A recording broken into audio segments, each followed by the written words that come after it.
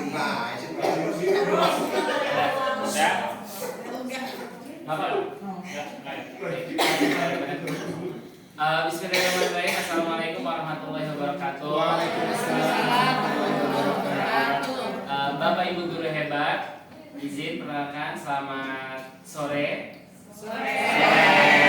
Bagaimana kabar hari ini? Sehat semuanya?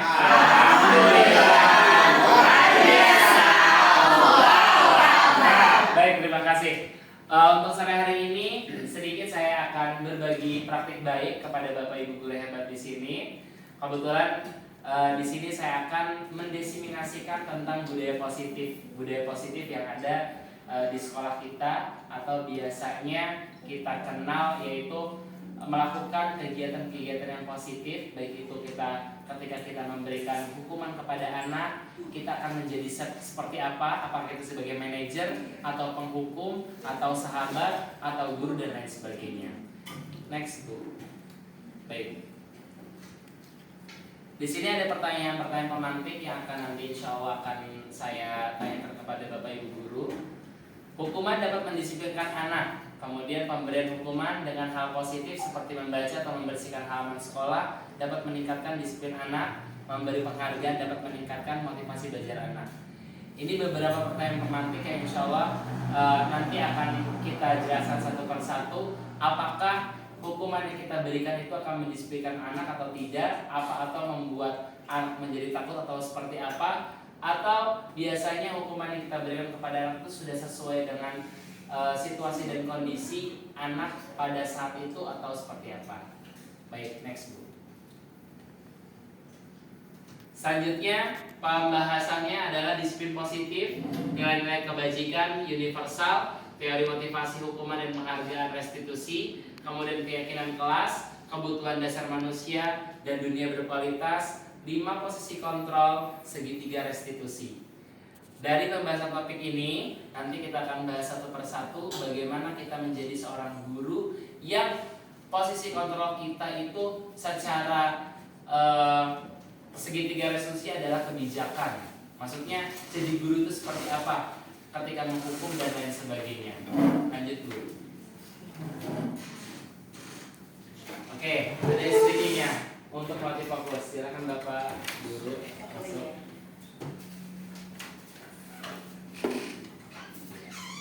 Baik, ice breaking-nya setiap angka genap yang disebut angka genap, Bapak Ibu guru harus tarik napas dan buang napas. Yang ganjil berhitung, yang genap tarik napas, buang napas. Paham? Oke. Dicek dulu, cek konsentrasi. Dan mulai dari sini. Angka 1, Pak. 1. Sebutin 1. Oh, gila 1. 3. 5 harusnya. Jadi yang ganjil menyebutkan angka, yang genap tarik buang napas. Paham ya? Oke, fokus lagi. Mulai dari sini. 3.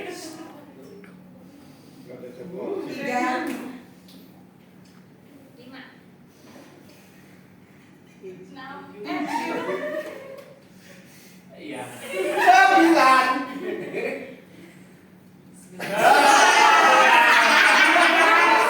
Jadi kalian masih belum fokus ya. Tarik nafas, buang nafas. Lanjut textbook. Itu sedikit speaking saja. Disiplin positif dan nilai kebajikan universal. Apa sih itu disiplin positif? Apa itu nilai kebajikan universal? Next, Ibu. Nah, perubahan paradigma yang tadi disiplin positif, maksudnya biasanya disiplin positif itu kita lakukan adanya tata tertib yang memang sudah kita buat di sekolah. Ada kesepakatan kelas, keyakinan kelas, atau kesepakatan dari Bapak Kepala Sekolah. Karena Bapak Kepala Sekolah adalah pemimpin manajemen yang ada di sekolah. Seperti itu Bapak Ibu guru.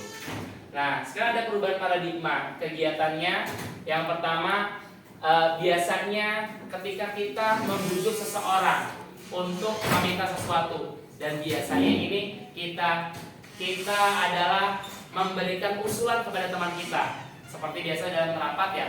Boleh Bapak saya mengusulkan kalau misalnya kegiatan pramuka di hari Kamis, tapi yang memiliki kebijakan tersebut dia tergantung dianya, dia akan sesuai dengan tergoda dengan usulan teman atau tidak, seperti itu. Contohnya di sini sobeklah secari kertas itu dipegang sama Bapak Ibu guru semua masing-masing. Kemudian setelah itu kertas itu anggapkan adalah benda yang sangat berharga yang Bapak Ibu guru punya. Nah, ketika Bapak Ibu guru punya benda berharga, contoh Bapak Ibu guru pasti punya dong benda yang paling berharga di rumah atau di sekolah atau dalam diri sendiri. Bisa jadi emas berbentuk benda, bisa jadi kepercayaan, bisa jadi amanat dari orang lain dan lain sebagainya. Itu tergantung benda sesuatu yang sangat sangat berharga dalam diri Bapak Ibu guru itu apa semuanya. Ya, itu tergantung Bapak Ibu guru nanti bagaimana ketika Bapak Ibu guru membujuk seorang anak untuk ketika dia melakukan kesalahan, membujuknya seperti apa. Ada yang menggunakan, ada yang Bapak Ibu guru dengan ketegasan, ada Bapak Ibu guru dengan bujuk rayuan yang memang hati dari hati, benar kan? Ada yang memang secara kekeluargaan. Kadang anak juga ada yang nggak mau Pak Guru, saya pengennya seperti ini aja. Nggak mau Pak Guru, saya pengennya yang kayak orang tua saya bilang aja. Ada yang seperti itu. Kadang kita akan menemukan orang-orang seperti itu, baik itu teman sejawat ataupun anak murid kita sendiri. Next. Perubahan paradigma teori kontrol. Nah, ilusi kontrolnya. Ilusi guru mengontrol murid. Ilusi bahwa kritik dan membuat orang merasa bersalah dapat menguatkan karakter. Ilusi bahwa semua penguatan positif, efektif, dan bermanfaat. Ilusi bahwa orang dewasa memiliki hak untuk memaksa. Yang pertama, ilusi guru mengontrol murid. Biasanya ini yang kita lakukan. Saya itu guru, kamu itu murid. Kamu harus nurut apa kata saya. Biasa itu yang kita lakukan. Kamu dengar nggak omongan Pak Guru? Kamu dengar nggak omongan guru? Ternyata hal demikian bisa mengganggu psikis anak juga. Tapi ada lagi posisi kontrolnya yang ketika kita mempunyai kesalahan, anak dia punya kesalahan sama kita. Tapi kita posisi kontrolnya membuat dia merasa bersalah, mengakui kesalahannya dengan mengidentifikasi masalahnya seperti apa. Jadi secara tidak langsung kita menggali informasi dari si anak, tapi secara tidak langsung juga anak itu memberikan solusi dan mengakui kesalahannya apa. Jadi dia merasa bersalah. Kemudian penguatan positif. Ketika kita melakukan menyidak atau menghukum anak, kadang kita ada yang langsung menghukumnya dengan kamu sholat duha, kamu ngambil sampah, kamu membersihkan kelas, kamu piket kelas. Ada juga kalau penguatan positif, apa yang kamu lakukan dari kesalahan kamu, yang bikin kamu melakukan kesalahan itu seperti apa. Nanti kita ada tayang videonya segitiga restitusi. Kemudian ada yang memaksa, bahwasanya orang dewasa itu punya hak untuk memaksa. Kayak seperti tadi, makanya ketika kita mempunyai benda yang berharga dalam diri kita sendiri, kemudian ada teman yang contoh, izin Ibu Guru boleh maju ke depan. Contoh nih, Ibu Eli sebagai kepala sekolah. Nah, saya sebagai guru yang ingin di sekolah itu mengadakan turnya ke luar negeri. Nah, ketika itu kepala sekolah sudah punya kebijakan masing-masing. Nah, sebagai guru, saya sebagai panitianya, saya memujuk Bu Eli dengan semua rayuannya. Bisa dengan posisi kontrolnya. Bu ini kepala sekolah ini berarti saya harus benar-benar ikutin apa maunya kepala sekolah. Karena ibaratkan kepala sekolah itu sebagai guru, tadi mengontrol bawahannya. Kemudian bisa juga dengan Ibu, coba kalau kita ke luar negeri pasti sekolah kita bakalan masuk berita bahwasanya SD Unggul Sana bisa tur ke luar negeri dan sebagainya. Akhirnya dia berpikir, iya ya, jadi berita yang bagus dan positif ya, bisa kan seperti itu. Atau penguatan positifnya, contoh kalau kita anak-anak jalan ke luar negeri, anak-anak punya pengalaman baru dan lain sebagainya. Dikuatkan. Akhirnya apa? Tergantung apakah Bu Eli bakal kebujuk rayuan saya atau tidak. Itu tergantung kekuatan dia memegang suatu amanat seperti apa. Seperti itu. Terima kasih Bu Eli. Next Ibu.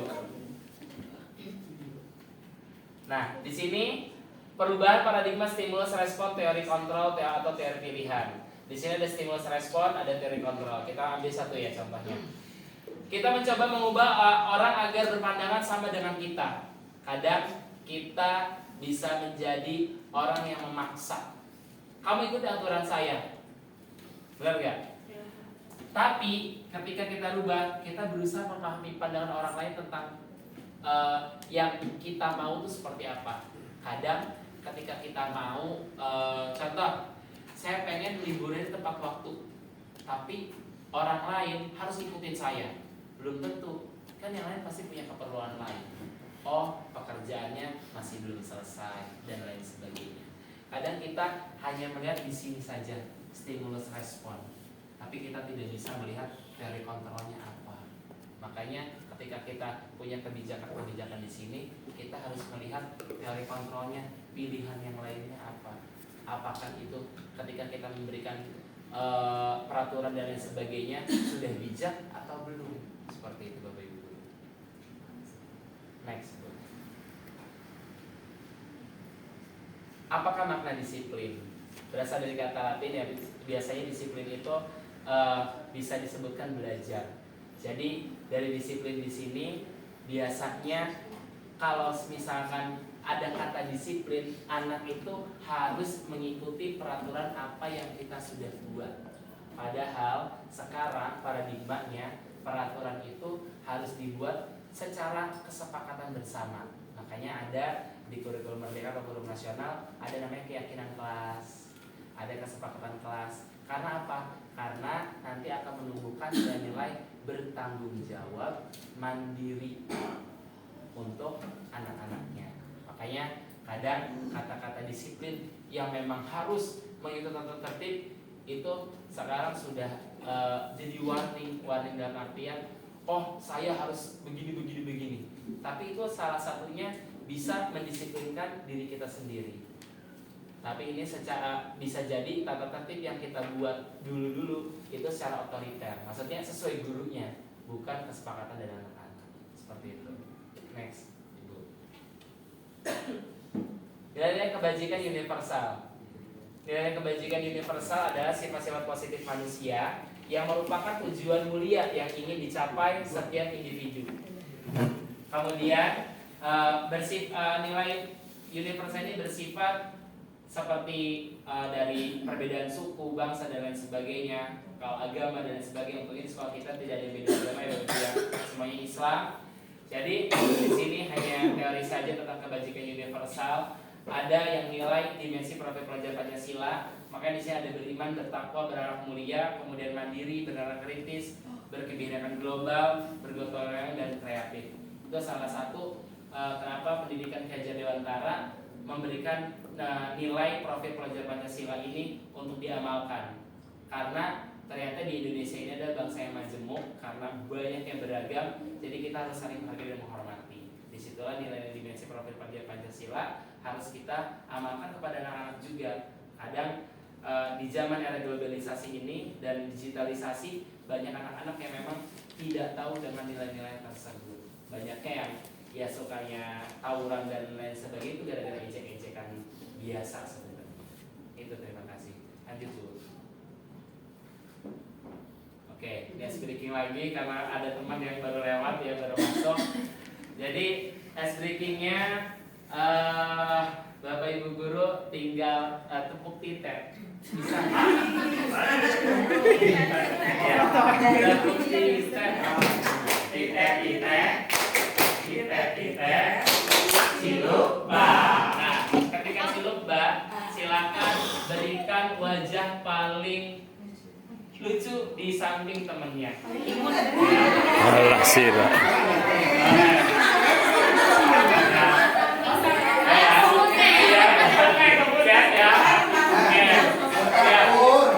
Tepuk titik. Oke,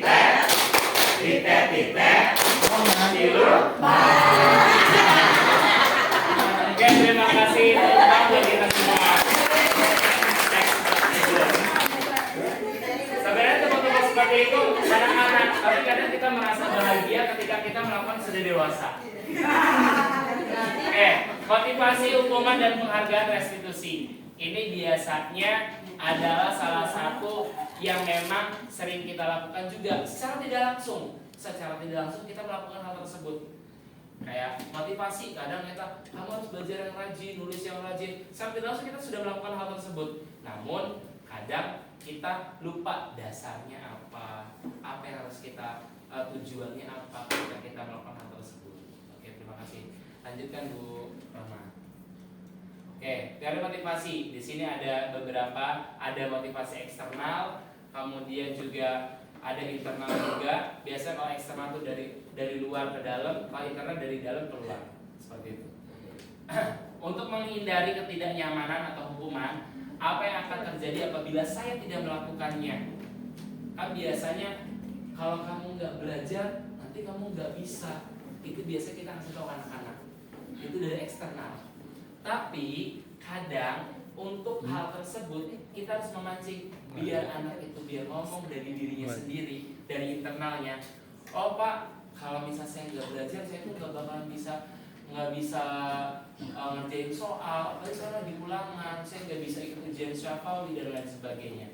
Itu kita pancing dengan pertanyaan-pertanyaan yang memang memantik buat mereka nyari solusinya sendiri dengan masalahnya.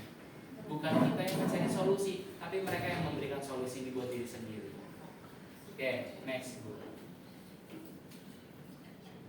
Selanjutnya, ini mau kayak jadi wantara. Merdeka itu artinya tidak hanya terlepas dari perintah, akan tetapi juga cakap buat memerintah diri sendiri. Maksudnya apa sih memerintah diri sendiri?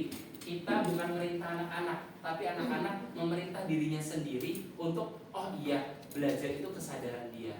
Seperti sholat itu kan kewajiban. Jadi mau nggak mau kita harus melaksanakan, benar nggak? Jadi kesadaran diri sendiri. Nah, kesadaran belajar anak-anak ini di Indonesia dari survei yang beberapa artikel dibaca, dari membaca ada literasi. Indonesia itu juara ketiga terakhir menurut UNICEF di literasi dunia. Indonesia itu juara ketiga terakhir karena masyarakat Indonesia adalah masyarakat yang malas untuk membaca. Maka dari itu sekarang banyak digandrungi program-program membaca literasi dan lain sebagainya. Next video. Oke, dihukum oleh penghargaan. Biasanya kita memancing anak itu, kalau kamu ranking 1, kamu bakal dibeliin sepeda. Kalau kamu ranking 1, kamu akan dibeliin HP. Kalau kamu ranking 1, kamu akan dibeliin sepeda listrik.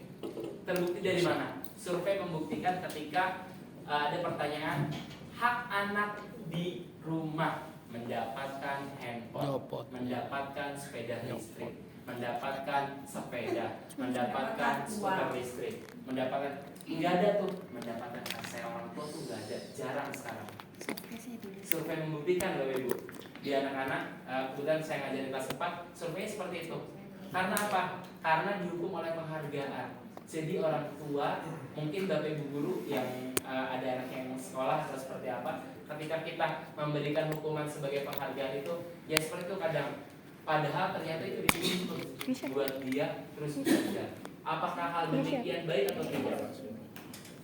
Bisa dibilang positif, bisa dibilang negatif. Ketika anak tersebut melihat hal tersebut sebagai motivasi dia atau sebagai paksaan saja, karena bukan dari dirinya sendiri, bukan tercipta dari diri sendiri, bahwasanya belajar itu adalah kewajiban dirinya. Ya. Lanjut next. Dihukum oleh penghargaan. Nah, masih seperti kayak tadi ya, ada penghargaan menurunkan kualitas. Makanya ini masih menjadi perbincangan di kegiatan guru penggerak, bahwasanya penghargaan sebenarnya bisa juga menjatuhkan anak tersebut. Buat kedepannya bisa jadi dia pintar karena ada penghargaan. Seperti itu. Makanya kita lihat kondisinya, situasi dan kondisinya anak ini ketika dikasih penghargaan sebagai motivasi atau cuma sebagai kepaksaan dia saja, seperti itu. Lanjut. Bentuk program kebajikan atau apresiasi. Beri pengakuan secara khusus, memberi pengakuan secara pribadi, kemudian memberi pengakuan kepada semua murid atau bergantian, memberi pengakuan secara konsisten, fokus pada proses.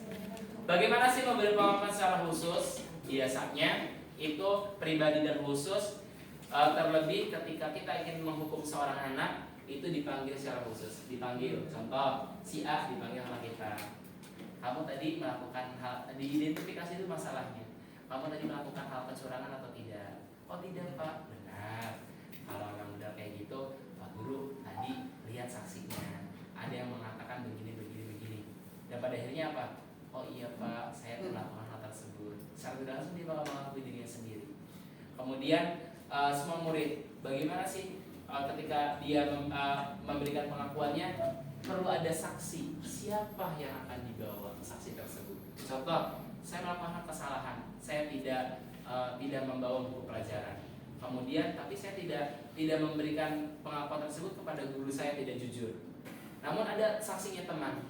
Ketika guru tersebut butuh saksi, dia harus bawa teman-temannya yang ada di sekelilingnya untuk menjadi saksi agar seorang murid tersebut jujur terhadap dirinya sendiri. Atau fokus pada prosesnya. Jadi ketika kita melihat anak murid yang memang dia tidak bandel atau masih kurang dalam akhlaknya atau karakteristiknya, kita lihat dari prosesnya, apakah prosesnya bakalan signifikan atau tidak. Jadi bukan menilai dia udah baik, enggak, tapi karena di prototip kita tiap hari, itu salah. Tapi by proses, sedikit demi sedikit anaknya mulai nih omongannya mulai berkurang, tidak kasar. Sudah mulai lagi sama temannya tidak kasar. Prosesnya tiap hari dinilai. Dan itu bisa kita nasihati setiap hari. Seperti itu Bapak Ibu. Terima kasih. Lanjut Bu. Contoh pengakuan apresiasi atau kebajikan. Ada pembuka, nilai kebajikan, situasinya. Ini yang contoh-contoh pertanyaannya. Kemarin Pak Guru perhatikan sepertinya kamu ketika belajar lemes sekali ya. Kenapa nak? Pak Guru, saya kurang tidur semalam. Kok bisa kurang tidur? Karena saya tidur jam 12 malam Pak Guru. Kenapa bisa jam 12 malam? Karena main HP Pak Guru. Seperti itu. Jadi buka dengan pertanyaan-pertanyaan yang memang bisa membuka mereka ketika dia bercerita. Bukan, kamu kenapa? Kok tidur aja sih belajarnya? Kok kamu malas sih? Itu bakalan tidak ada pengakuan dalam diri peserta didik itu sendiri. Kemudian rasa empatimu yang besar. Maksudnya kita memberikan Pak Guru juga dulu pernah melakukan kesalahan, tapi diperbaiki. Kalau misalkan hari ini kamu ngantuk belajarnya, berarti yang harus dilakukan kamu apa? Tidurnya harus tepat waktu Pak Guru. Jadi kita membuka solusi buat mereka sendiri. Kemudian situasinya pada saat menolong murid baru di kelas kita. Kayak contohnya ada murid yang tadi yang bermasalah karena dia sering tidur. Kalau misalnya kalian tidur, kalau kamu tidur, nanti nggak paham pelajarannya. Benar nggak? Iya benar Pak Guru. Berarti harus seperti apa? Berarti sepertinya saya tidak boleh tidur terlalu malam, jangan main HP ketika di rumah dan lain sebagainya. Jadi ada situasinya, kita rubah situasi dia, bahwasanya dia itu merasa saya yang salah, saya yang mengakui kesalahan saya. Jadi cari solusi dari diri dia sendiri. Jadi dia mengeluarkan solusinya sendiri. Next ini. Tindakan guru. Biasanya guru di sini ada yang menghukum, tulis 100 kata bismillah, tulis seri Yasin 1 buku, tulis astagfirullah sampai 5 lembar. Ada yang seperti itu. Tapi hukuman dan konsekuensinya kita nggak tahu. Nanti bekasnya apa yang membekas? Apakah dia bakal mengulang lagi atau tidak? Ada yang cuma bikin astagfirullah doang 100 gampang, astagfirullah. Ada yang seperti itu, ada menyepelekan. Karena kita nggak tahu nanti ujung hukuman dan konsekuensi yang kita lakukan kepada anaknya seperti apa. Jadi kita kan pengen ketika kita menghukum anak atau kita memberikan suatu titik jerak kepada anak itu akan mengakibatkan dia efek yang baik seperti apa. Jadi kita harus perhatikan juga. Next Ibu. Oke, ini sama. Ini bentuknya kalau ini seperti hukuman, ini bentuknya juga hukuman. Lari di lapangan bola basket, push up, kemudian menggantikan kertas tugas temannya. Ini konsekuensi. Kenapa konsekuensi? Karena dia bertanggung jawab, dia menyobek kertasnya. Jadi konsekuensi dia harus kayak gitu, bertanggung jawab. Kalau hukuman kan berarti harapan dari kitanya, seperti itu. Next Ibu. Pada bedanya hukuman dan konsekuensi. Nah, hukuman itu sesuatu yang menyakitkan harus terjadi. Biasanya karena mengikuti apa kata guru. Tapi kalau konsekuensi itu terjadi karena saya salah. Jadi saya harus bertanggung jawab. Kadang kita secara tidak langsung sering melakukan seperti ini. Tapi kadang juga kita bisa melakukan hal seperti ini, tapi kadang anaknya tidak ingin melakukan tanggung jawab tersebut. Maka dari itu kita melakukan. Ya udah, kalau kamu nggak mau ganti buku teman kamu, sekarang kamu piket kelas. Jadinya balik lagi ke hukuman secara tidak langsung seperti itu. Lanjut Ibu. Nah, ini restitusi. Proses menciptakan kondisi bagi murid untuk memperbaiki kesalahan mereka. Tapi yang memperbaikinya adalah murid itu sendiri, bukan kita. Oke, di sini saya akan menayangkan video editing saya. Sebentar.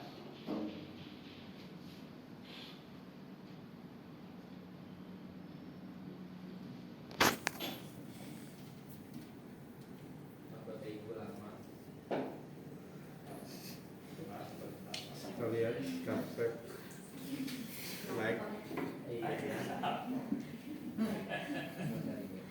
Sama Firdaus. Jangan lupa saya kalau hampa di sini. Nih.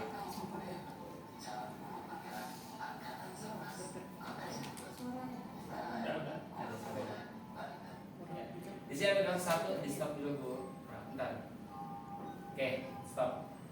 Kasus satunya, Naila sedang melaksanakan ulangan harian. Namun saat kegiatan berlangsung, Naila ternyata melihat jawaban dari teman sebangkunya, yaitu Alessa. Setelah itu Naila merasa dirinya tidak bisa dikarenakan semalam dia tidak belajar. Oke, next.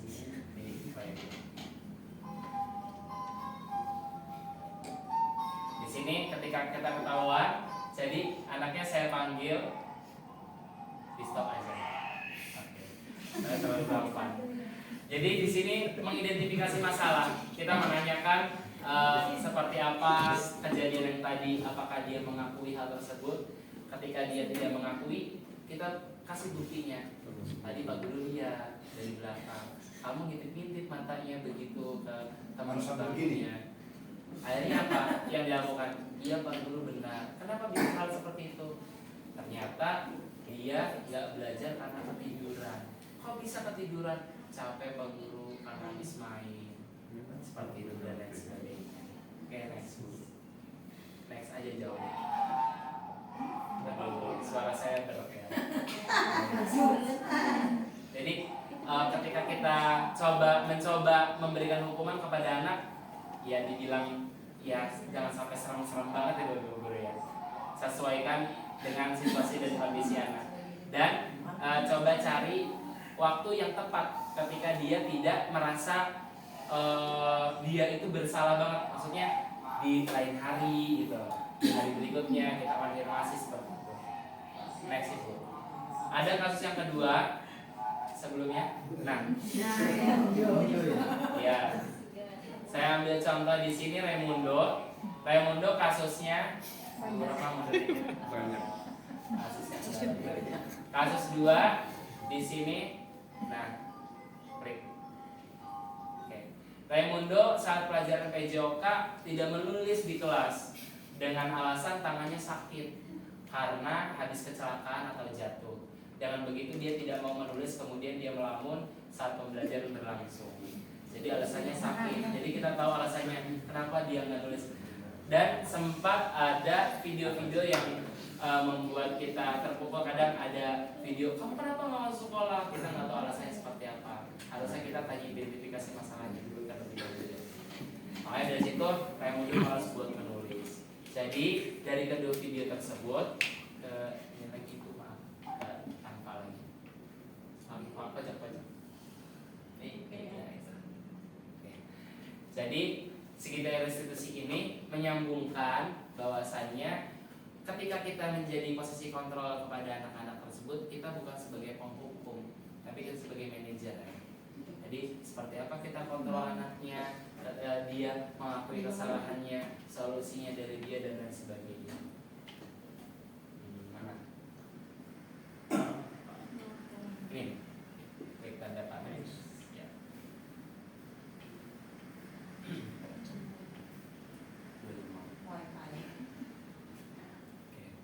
Next. Nah, di sini ada beberapa contoh, nanti insya Allah akan share tentang disiplin, konsekuensinya, restitusinya, identitas suksesnya dan lain sebagainya. Bagaimana ketika kita menjadi seorang guru yang memang memiliki kebijakan itu sendiri. Oke, next Ibu. 9 ciri-ciri restitusi bukan untuk menebus kesalahan, namun untuk belajar dari kesalahan. Jadi, oh iya, saya salah. Besok saya tidak akan melakukan hal tersebut. Kemudian memperbaiki hubungan kamu sebagai murid Pak Guru sebagai guru kamu. Jadi jangan sampai merasa Pak Guru ini musuh kamu, bukan menghukum. Jadi tawaran bukan paksaan. Jadi kira-kira solusinya kalau kayak gitu, pantasnya kamu mau yang seperti apa ya? Pak Guru, saya janji mau memperbaiki diri sendiri. Kayaknya saya akan mengingatkan teman-teman juga kalau masanya yang kemarin saya lakukan salah. Jadi sesuai dengan kesepakatan kelas yang sudah kita buat, kayak coba keyakinan kelasnya ada enggak sih seperti itu. Kemudian menuntun untuk melihat ke dalam dirinya sendiri, mencari kebutuhan dasar yang mendasari tindakannya. Kemudian cara yang paling baik untuk dia berubah itu apa.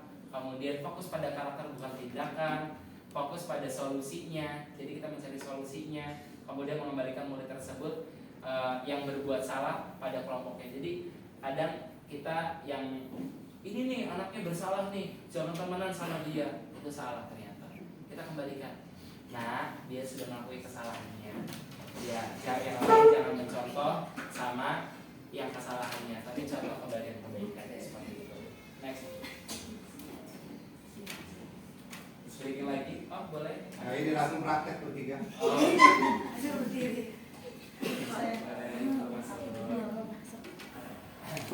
Baik, langsung saja ya. Oke, next, Ibu. Keyakinan kelas. Di sini siapa yang guru kelas? Angkat tangan. Ada yang bikin keyakinan kelas? Ada ya. Oh, soalnya kesepakatan kelas boleh. Biasa di kelas-kelas tuh dos lihat di secara gamblang tuh keyakinan kelas. Apa namanya? Datang tepat waktu, membawa sampah pada tempatnya. Nggak tahu sih nanti. Nah, kadang sebenarnya keyakinan kelas ini bisa dibuat ketika kita kontrak belajar. Kalau di kampus-kampus ada yang kontrak belajar Bapak Ibu ya. Nah, ternyata ketika belajar di anak itu juga ada kontrak belajar. Bolehnya ngapain aja, bolehnya nggak ngapain aja dan lain sebagainya. Dan itu boleh semua guru yang ketika masuk, contoh pelajaran PJOK Pak Kemal. Pak Kemal bikin kesepakatan kelas pada saat buat Pak Kemal aja. Boleh bikin, Pak, boleh nggak makan sama minum ketika Pak Guru menjelaskan? Boleh, yang penting makannya bukan makan nasi padang. Atau pas pelajaran Bu Guru Neng, Bu, boleh nggak saya ketika mau buang air kecil, boleh kamar mandi? Boleh. Jadi kesepakatan setiap sebelum belajar. Karena apa? Biar ada tanggung jawab satu sama lain. Next. Oke, next juga. Ini budaya positif, lingkungan positif, keyakinan kelas, peraturan kelas. Kadang budaya positif, lingkungan positif ini ingin kita ciptakan, namun sulit untuk dipraktikkan. Karena apa? Karena tidak adanya keyakinan kelas dan peraturan kelas yang kita lakukan. Jadi tidak ada kesepakatan satu sama lain. Adanya peraturan otoriter dari kita sendiri. Kamu harus begini, kamu harus begini. Ternyata kalau ingin menciptakan lingkungan dan budaya positif, kita harus melakukan keyakinan kelas bersama-sama anak-anak dan peraturan kelas yang memang dibuat bersama, bukan sendirian. Seperti itu. Barulah terciptanya lingkungan positif dan budaya positif. Next. Oke, peraturan pemakaian kelas. Peraturan, selalu kembalikan buku ke tempatnya, dilarang mengganggu orang lain, hadir di sekolah 15 menit sebelum ujian dimulai. Biasanya dibentuknya peraturan. Kalau keyakinan kelas, next Ibu. Keyakinan kelasnya, kalau kayak gini berarti harus tanggung. Setiap siswa bertanggung jawab merapikan buku ketika diambil. Jadi ada bahasa yang digunakannya berbeda. Tidak, jadi enggak kalau selalu kembalikan buku ke tempatnya. Jadi dia merasa, bukan tugas saya kok, bukan ini saya kok. Tapi ketika kita rubah bahasa-bahasanya itu, mereka jadi paham. Oh iya, ini tanggung jawab kita bersama. Karena keyakinan kelasnya setiap siswa semuanya. Jadi semua siswa ketika melakukan, jadi dia satu sama lain saling bertanggung jawab. Next dulu. Selanjutnya kebutuhan dasar manusia dan dunia berkualitas. Next. Nah, di sini kebutuhan dasar manusia untuk bertahan hidup, dia membutuhkan kasih sayang. Kasih sayang bener kan? Kalau nggak ada kasih sayang, susah. Kemudian ada kesenangan, selalu ada kesenangan. Kemudian juga ada penguasaan dan kebebasan. Dari keempat ini adalah salah satu kebutuhan dasar manusia. Ya memang secara tidak langsung tidak dipungkiri itu juga kita perlukan sebagai guru, sebagai murid, sebagai suami, sebagai istri dan lain sebagainya. Tergantung kita posisinya lagi ada di mana. Kalau kita sebagai guru, kita juga butuh loh kasih sayang teman sejawat. Kemudian penguasaan kita, oh di kelas ini kelas saya, bebas kelas saya mau dijadiin apa juga. Murid-murid saya mau dijadiin seperti apa, bebas. Yang terpenting dalam kegiatan yang positif. Seperti itu. Lanjut Bu. 5 posisi kontrol. Next. Nah, sebagai penghukum, pembuat rasa bersalah, teman, pemantau, manajer. Biasa Bapak Ibu guru yang mana? Apakah 5-5-nya? Ya. Manajer, ada pemantau, penghukum. Biasanya penghukum itu secara tidak langsung kita lakukan itu. Kamu nggak piket 2 minggu. Kalau merasa bersalah, kemarin kenapa nggak piket? Oh Pak, saya buru-buru pulangnya gini-gini tinggal JS. Baik. Kalau seperti itu, kira-kira konsekuensinya apa ya? Kalau kamu nggak piket kemarin? Iya Pak, sesuai keyakinan kelas, saya harus melakukan piket kelas selama 3 hari. Karena merasa bersalah. Teman. Nah, Pak Guru juga dulu pernah ngerasain melakukan kesalahan. Di sini nggak mau nyari siapa yang salah, siapa yang benar. Tapi kita cari solusinya bareng-bareng. Itu teman. Pemantau, melihat aja mau anaknya salah, anaknya nggak salah. Cuma ya udah kamu salah. Udah gitu kita aja nggak ada tindakan yang bakal merubah si anak itu lebih baik lagi. Manajer itu biasanya mengajukan 4 pertanyaan. Kamu benar nggak kayak gini? Kamu seperti ini enggak? Kalau kamu seperti ini, kamu harusnya seperti ini. Jadi gurunya yang mengatur dia. Apakah itu bakal jerah?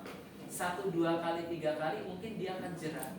Namun ketika kita melakukan hal tersebut sebagai manajer, dia merasa kok saya nggak punya harga diri ya? Kok saya malah jadinya nggak bisa mengeluarkan apa yang saya mau? Tapi apa yang bu guru saya mau, bukan apa yang dirinya mau. Seperti itu. Next. Di sini pernyataannya, saya kecewa sekali dengan kamu.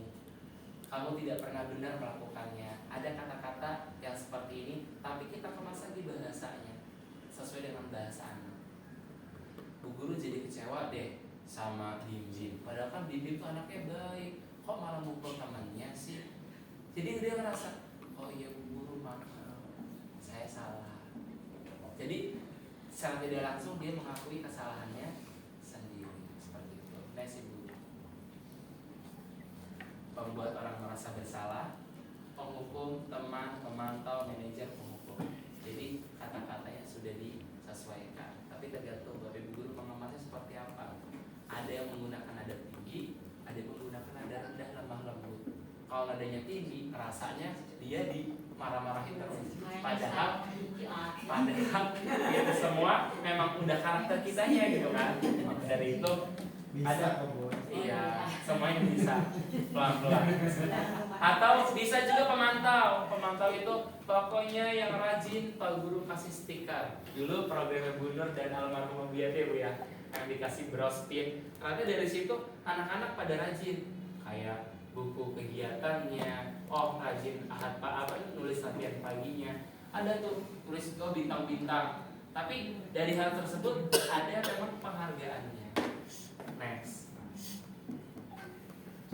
Oke, next Ibu, segitiga restitusinya. Nah ini bentuk segitiga restitusi. Ada validasi dulu, benar atau tidak, identifikasi dulu, jangan langsung memojokkan dan lain sebagainya. Kemudian menanyakan keyakinannya, baru menstabilkan identifikasinya, benar atau salah dan lain sebagainya. Seperti itu. Next Ibu. Baik, menstabilkan identitas. Guru berkata bahwasanya berbuat salah itu hal yang manusiawi kok. Semua manusia pasti punya kesalahan. Tapi ketika hal tersebut kita lakukan, apa yang harus kita perbaiki dari kesalahan tersebut? Enggak semua manusia yang salah itu bakalan salah terus menerus. Tapi ada masanya dia akan berubah menjadi lebih baik lagi. Seperti itu. Next.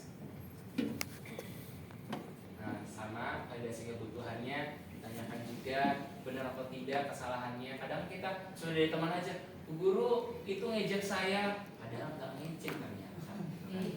Next. Ya. Menaikkan keyakinannya, sesuai gak keyakinan kelasnya, sekolah kita dan lain sebagainya. Next.